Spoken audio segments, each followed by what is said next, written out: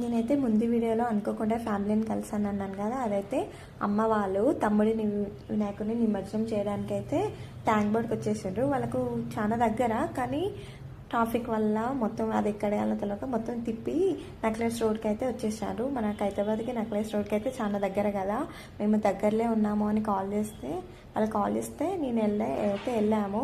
Last year వెళ్ళాను, ఈ year కుదరలేదు, నాకు కుదిరిపోయే వరకు సరే వెళ్ళలేట్లే అని బాధపడుతున్న లోపల నాకు దగ్గరికి వచ్చి ఉండే వరకు నేను చాలా హ్యాపీగా ఫీల్ అయ్యాను.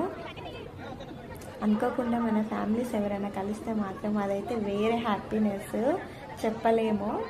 వెళ్ళట్లేదని బాధగా అనిపించినా కూడా చాలా హ్యాపీగా ఫీల్